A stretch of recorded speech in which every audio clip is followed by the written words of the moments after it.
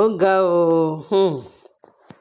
a ní ẹ má ṣòpò báwọn jà fúnra wọn náà máa fúnra wọn lóògùn jẹ́ o, ẹ má ṣòpò báwọn jà. Bẹ́ẹ̀ ni o, Naomi ọmọ wa ó yá tètè kó káńkálẹ̀, ó gbọ̀nà Àkúrẹ́ pé wọ́n títí tọkọ òun bá dé ó máa tó padà sí ààfin yẹn. Ebi 7 days ni before you know it kábíyèsí ti dé.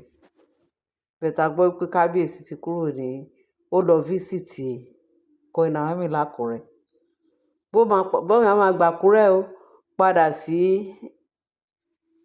abẹ́ ìṣọ́ tó wà o, lábẹ́ ààbò orí òkè tó wà, bóyá ó máa gbàbẹ̀ padà sí abẹ́ ààbò láti Àkúrẹ́ o. Bẹ̀tà gbọ́ pé ṣe ló wá sí Àkúrẹ́ ní ọ̀sán yìí láti lọ wo Naomi.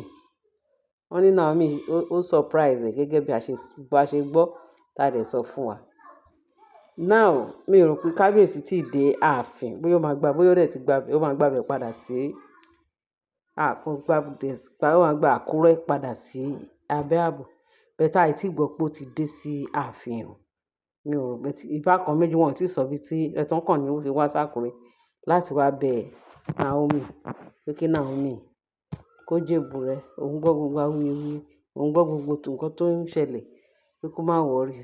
So tóun bá dé tán máa mú Naomi padà sí ààfin. Bẹ́ẹ̀ ni o, gẹ́gẹ́ bí a ṣe gbọ́, mo ti yan fún wa lẹ́ẹ̀kan. Now eléyìí tá tún gbọ́ ńsìn ni wípé ó ga o. Eléyìí tá gbọ́ ńsìn ni pé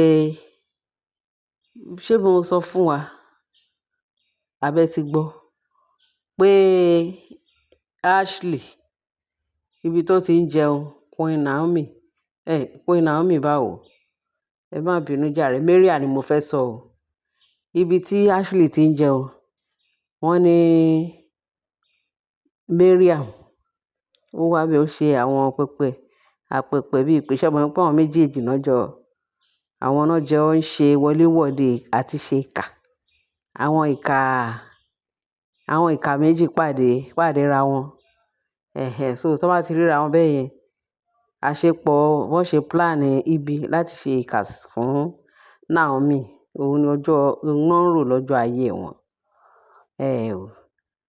Mariam bó ṣe ń ṣe gbogbo ẹ̀, Ọlọ́run mú lọ́tùn lósì, ọ̀nà ẹ̀ ń dàrú, ilé òrojú ọ̀nà òráyè. That is Mariam. Eléyìí aláṣejù Ashley ìyẹn kẹ̀dẹ̀rẹ̀ every minute ìyẹn ń tẹ́ǹtì ẹ̀. Ṣé wọ́n pé ewúrẹ́ aláìgbọ́ràn nìyẹn, every minute ló máa ń tẹ́. Àṣé ìgbà tí Mariam tó yọjú sí Ashley níbi tó ti ń jẹun ní chamber ẹ̀, gẹ́gẹ́ bá ṣe gbọ́ àwọn ibi tó ti jọ pàdé. Ó dà pé tí kábíyèsí ò sí nílé ni náà ń yọ́ wá sí ààfin ní kọ̀ọ̀kan ibẹ̀ náà ti pàdé. Kábíyèsí ò tí ì dé o láti wá kọjú ìjà sí wọn níbi tí wọ́n ti ń ṣe orí burúkú káàkiri.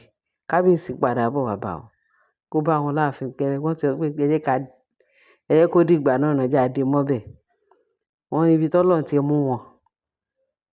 Àmọ́ ibi tí Ashley gbóúnjẹ sí tó fi di pé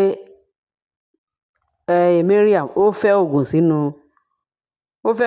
oúnjẹ tí Ashley ń jẹ lọ́wọ́lọ́wọ́. Ṣé mo pé Ọlọ́run máa mú wọn.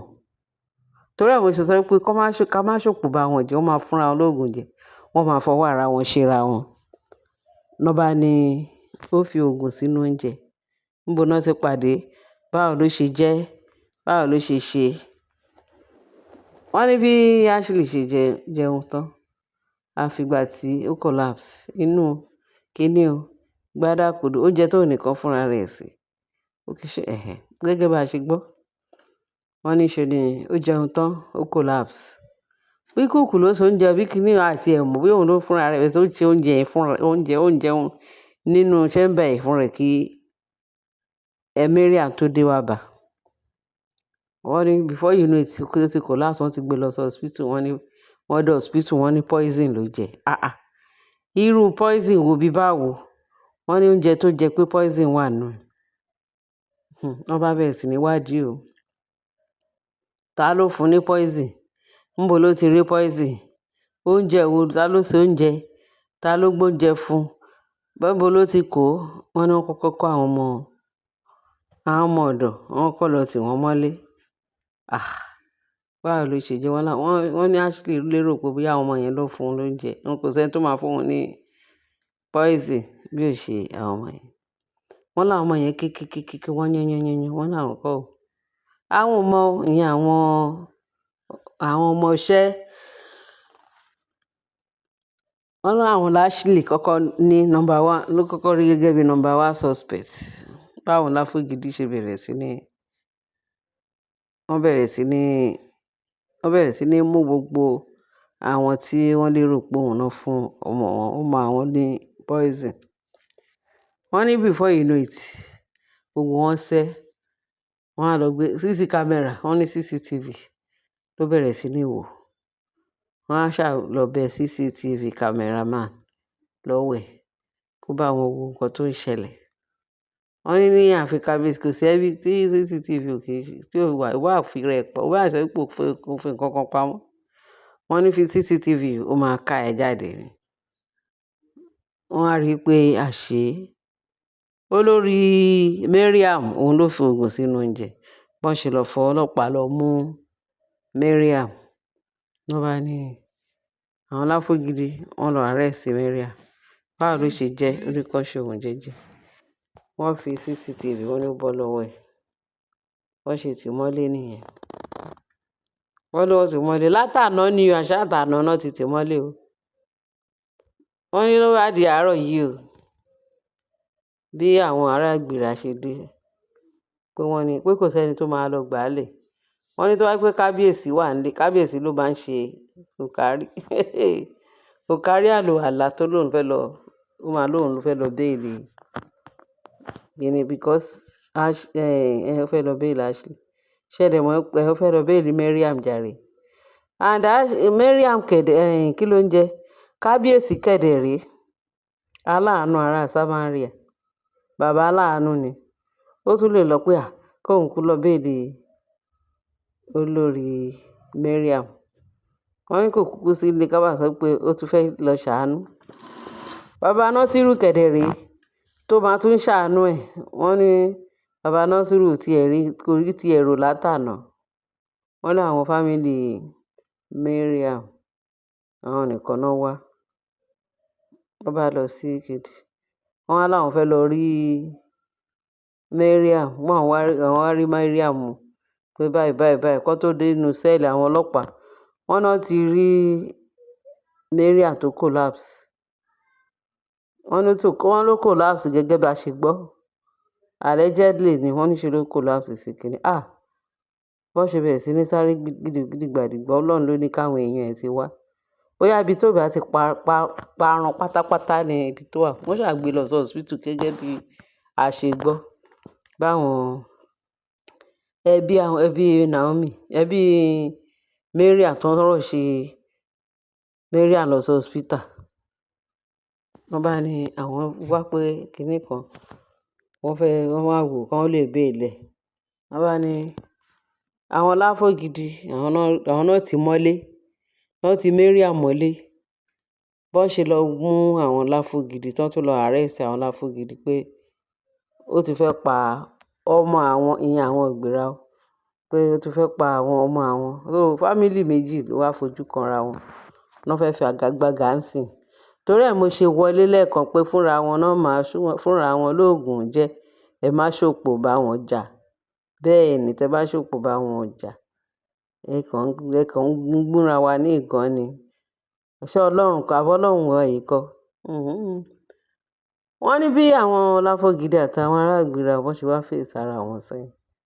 Wọ́n ní tí nǹkan kan bá ṣe àwọn ọmọ àwọn páwọn Láfógìdí wọ́n jọ máa mú nǹkan lẹ̀. Àwọn Láfógìdí ní ẹ gbọ́rọ̀ ẹ̀ ń dá sí i. Wọ́n nígbà táwọn Láfógìdí dẹ̀ wá bẹ̀rẹ̀ sí ní ṣàlàyé pé àwọn gan ọmọ tàwọn ṣẹ̀ṣẹ̀ kúrò lọ́sípítà pé níbi tí wọ́n sọ pé Mariam ọmọ yín pé wọ́n rí oògùn, ó fòògùn sínú oúnjẹ Ashley. Wọ́n ní ṣe lọ́wọ́ àwọn ìgbéra bọ́. Wọ́n ní nǹkan tó ṣẹlẹ̀ ni. Torí ẹ̀ gbọ̀kẹ́ tó wá bá wa pé a fẹ́ sanwó damages. Pé ọmọ yín ló kọ́kọ́ fẹ́ pààyàn, ló fẹ́ pa ọmọ tàwọn. So torí ẹ̀ làwọn ṣe lọ tì í mọ́lé. Àwọn nìkan ló treat àwọn ọmọ àwọn. Báwo lẹ ṣe wá bá wa pé ká wá lọ responsible fún treatment Mariam. Àwọn nìkan làwọn treat ọmọ tàwọn. Kẹ́yìn náà kẹ́ lọ treat ọmọ tiyín. Pé tí nǹkan kan bá ṣe Ashley pẹ̀lú oògùn poison tí Mariam tó lọ fún Ashley, pé gbogbo wọn pátá náà jọ máa mọ wọ́n ṣe orí burúkú ara wọn sí. Bẹ́ẹ̀ ni, because wọ́n ní tọ́mọ ẹni bá ń jẹ kòkòrò burúkú, huru hẹ́rẹ̀ kò ní jẹ́ kí àwọn òbí ẹ̀ sùn lóru. Òun lọ̀rọ̀ Láfògìdì àti àwọn family Mariam. Ṣó yé wa báyìí? Torí àwọn ọmọ wọn náà ń cause wàhálà fún wọn ní gbogbo ìgbà. Every time ti gbọ́ pé àwọn ará Ìgbìrà wọ́n ti wà ní ààfin. Àwọn ẹbí Mariam wọ́n ti wà láàfin. Very small time ẹ tún gbọ́ pé àwọn ará Láfògìdì wọ́n tún ti wà láàfin. Wọ́n ní ẹni bímọ ọ̀ràn ló ń pọ̀n, òun lọ̀rọ̀ wọn. Ẹ má ṣòpò bá wọn jà jàre. Àwọn fúnra ara wọn náà máa fún àwọn lóògùn jẹ. Mo ní kí n sáré gbé ìborùn yẹn wá sí etí ìgbọ́ yín èèyàn wa. Because tẹ bá sọ pé kẹ́ máa wo gbogbo bó ṣe ń lọ. Tá a bá sọ fún yín, ẹ máa ní Independent TV7 yìí kò tiẹ̀ fún wa ní detail tó ṣe kinní. Torí ẹ̀ mo ṣe ní kí wọ́n fún yín details jàre. Etí tẹ fi ń gbọ́ wa kò ní di o. Ẹ̀yin lẹ máa gbọ́ wa, àwa la máa sọ fún wa. Bẹ́ẹ̀ ni, ẹ bá share, kẹ́ bá like, kẹ́ bá subscribe. Ẹ ṣé gan bẹ́ẹ̀ ṣe ń tẹ́tí sí wa.